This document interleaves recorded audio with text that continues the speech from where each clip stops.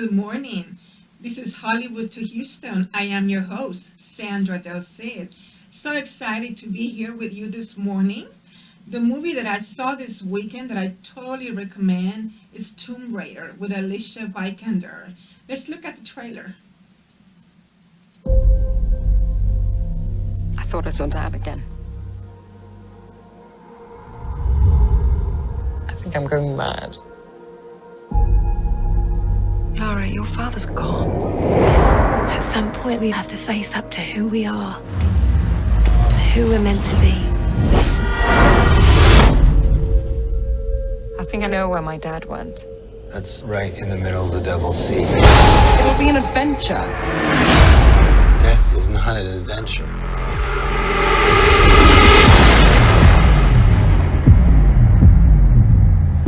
What are you doing here, Laura? 7 years I've been on this island. Your father, he put me here. Now I see the likeness, the intelligence, the recklessness. What do you know about my father?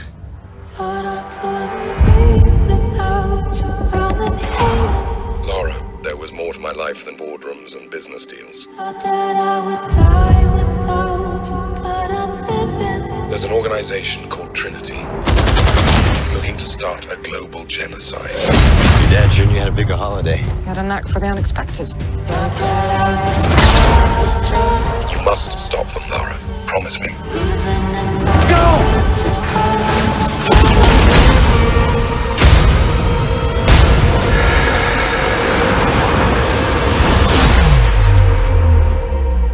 Really? I'm a survivor. Ladies first. I'm not gonna give up. Open the tube! I'm not gonna stop her. I'm gonna work harder. I'm a survivor. I'm not gonna give up. I'm not gonna stop her. I'm gonna work harder.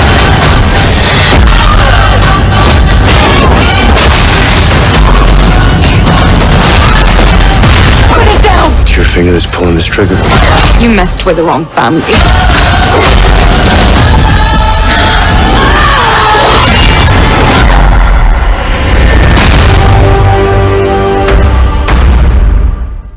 Awesome movie. I totally enjoyed it this weekend. We are used to seeing Angelina Jolie as the Tomb Raider, but now Alicia Vikander is taking over. She did an amazing job. Her acting was absolutely wonderful. The locations were nice. I really enjoyed watching the ocean and the mountains and the jungle. You gotta watch this movie. I can't wait for the next one. Congratulations, Alicia. Great job. Anyway, so back to Houston. I have a really awesome guest. He's got tons of experience making movies here in Houston and in local Texas. He has worked in Los Angeles and he's here with us today. We're going to be talking to Ron Michael in just a moment.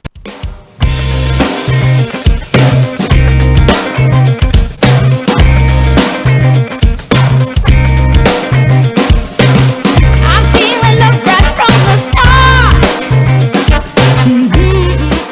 start. Good morning. Welcome to Hollywood to Houston. I am your host, Sandra Del Cid. Today we have an awesome film local producer from the Houston area. His name is Ron Michael. He's been in the film industry since 1974 and has worked in Warner Productions and in some LA productions. Welcome to the show, Ron. Thank you for having me, Sandra. Oh, it's such an honor. I met Ron 5 years ago in a production called Wake Me Up. Yes. Oh my gosh, do you want to tell us a little bit about that one? Yes. At that time, my film company, we were just getting started. We just bought our first Red camera, and we were trying to do a TV pilot at that time. So, yeah, it was fun to have you on board. Yes, it was fun being on that production. I can't believe it's been 5 years. Ron has also, you just finished another movie, and I think you filmed that one in Austin, I believe? Yes, I did. It was called Never Alone. One of the reasons I actually enjoy doing this is because you could take a concept, in fact, we had a dear friend that helped us on that first production that you were involved with. His name was Dexter Clay. and he was living in the LA area, and he actually moved out to Big Bear up in the mountains, and he got to stay there. So we went to go visit him, and while we were there, we wrote together a screenplay, and he passed away. So then I went ahead and completed the project for him. Yes, I remember Dexter. He was such an awesome actor. You have a lot of experience. You work with Hollywood equipment. You have red cameras. You have the sound system. You have the whole 9 yards. What advice can you give to other local filmmakers that are beginning or trying to get to that level? We have a lot of filmmakers in Houston who are trying to get there. What is your tips or advice for them? Well, I say, you know, and I'll just use Dexter Clay's analogy. He said, Ron, he says, you're always interested in the, you know, the financial side of it. Obviously, filmmaking can be expensive. But he said, you know, it's really about the journey. So that's the recommendation I would give also, is that, you know, just the audience, just sure to know that even if you start off with a simple DSLR camera or something like that, just, you know, get out there and give it a try. And you can see a lot of companies and individuals are doing just that. I think today, you know, it's not like it used to be. Years ago when I started, it was film, you know, and you had to learn, you know, I came up through the photography side of it. But then from there, I decided, you know, I enjoyed motion pictures. So I decided that it would be great to expand my horizon, and so then I got involved in that. Today with digital, you know, the old school ideas are still there. You still need to know the basics, or you should try to learn the basics if you can in filmmaking. And then from there, use the new technology and the new media that you have in front of you that really gives you the opportunity to present yourself to the world. I mean, I don't think you have to tell the kids today about YouTube. They know there's stars made every day on YouTube, and they had nothing more than maybe a webcam. Yes, yes. You've also done work for Warner's production in Los Angeles. Can you tell us a little bit about those? Yes, I enjoy actually producing out there in the LA area.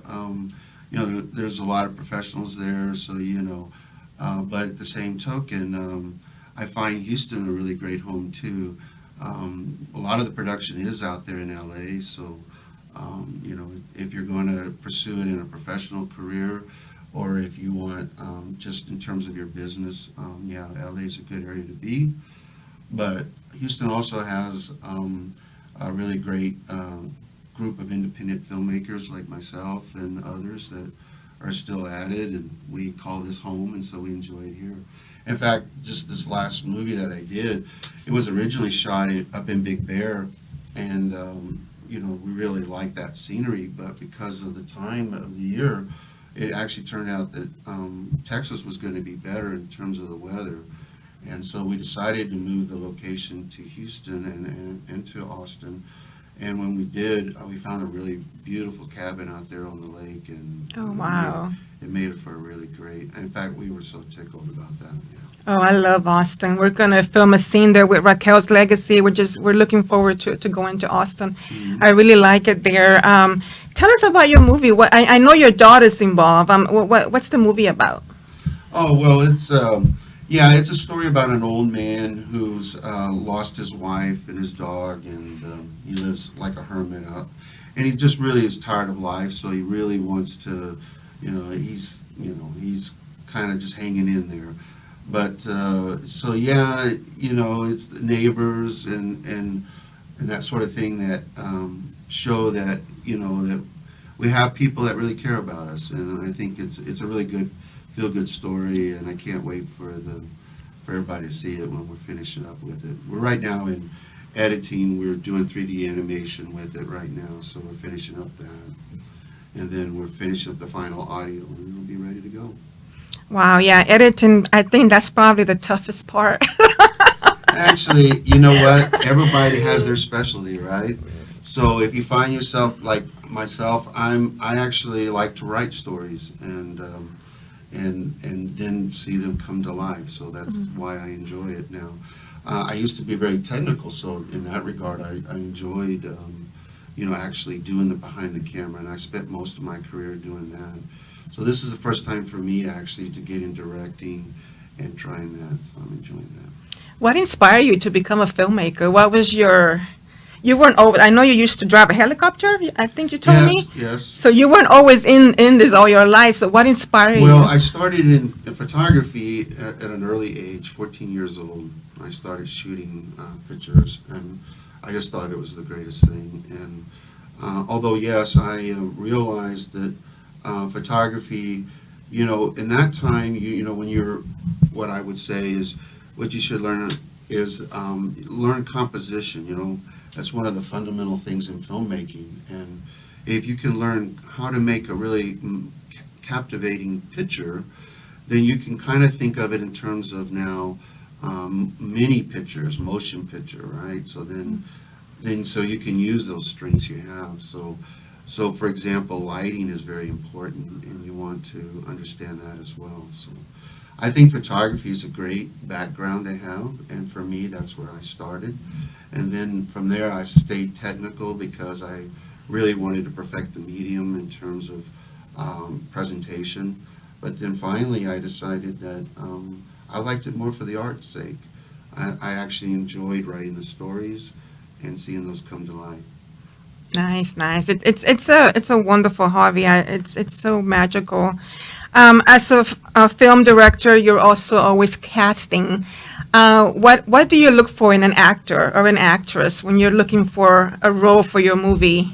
Well, as the writer, if you're lucky, and I tell you honestly, I found this to be true, is that if you have a good script, or if you're lucky enough to have, hopefully written a good script, and there's an art to that, so you definitely want to work on that craft. But if you have a good script, then you need to have a clear vision of what the character is about in the story. And I know that some people really think that they have their own vision of what they think the story should be. I can tell you that the writer had a clear vision also when they wrote it. So I do think it's important that you get a good script, the one that you really want to work with, and then really try to look at it carefully. And then I think you'll see the characters, what kind of characters are there, and really the personality and the type of person that when you go to cast, who can do that. Yeah, I was watching the Oscars a couple of weeks ago, and one thing I really like when Nicole Kidman got up there, and she says, "Wow, I'm 40 years old and I can still get a role." And, sometimes I hear actors, they say, "Oh, I'm too old." And the truth is, there's a role for everybody. Every movie has either a child or a grandmother or a middle-aged woman or a teenager. So there's roles for everybody. You're never too old. You just got to find, your place where you're needed.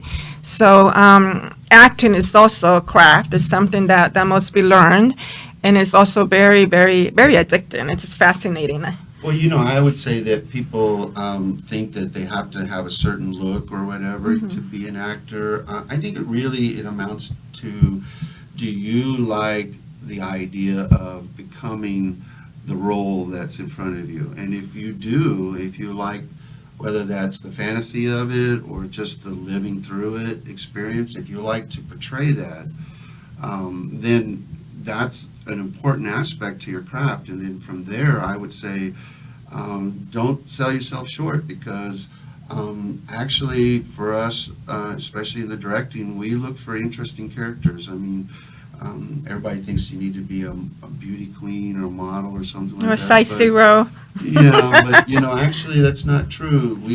Interesting characters are the kind of storytellers want to use to get the audience involved into the story and to enjoy seeing that person or that situation develop. Yeah, you have to be comfortable in your role. I can never do scary movies. I don't think you do scary movies, No. but I could never make a scary movie or be in a scary movie. Yeah. I'm not comfortable. I actually had an audition in Austin, Texas, with a big production company, and I was supposed to yell at babies, and I could, the actors were not even there. It was just pretend they're there. Right. I couldn't do it. Yeah. I said, I love children. I can't do that. I just Right. can't yell at a baby. So, Yeah. I wasn't, I didn't want that role. So yeah, you have to feel comfortable with what you're doing too. Well, yeah, and another thing too is like when this last film we were, one of the things that I wanted to do was actually, I liked the cast we had. I thought they were really good, and what I was trying to do was see if I could get a cast member to actually kind of move into the role I'd hoped to see happen. And so, yeah, first of all, if you're going to do production, do the productions you like to do. I like you said, I don't do horror flicks. I don't care for violence on TV. My company is Altruism Media, so I like to do both. I think Dex and I both felt the same way. That's why we kind of helped each other, was because we wanted to see wholesome, good TV shows come out, good movies.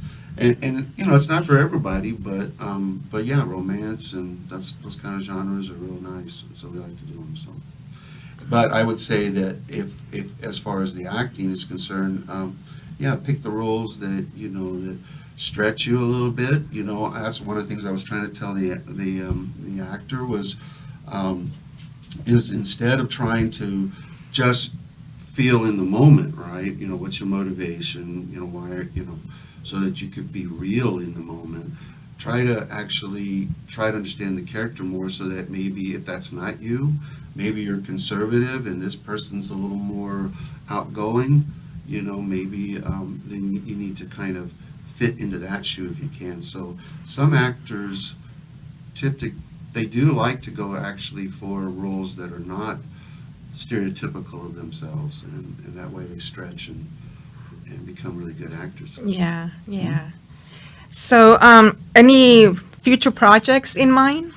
Oh, yes. Well, we want to use this film, get this one distributed, and then we're going to go for a longer feature this time.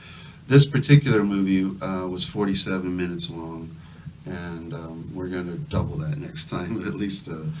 But it was fun to shoot, and it had a great cast and crew.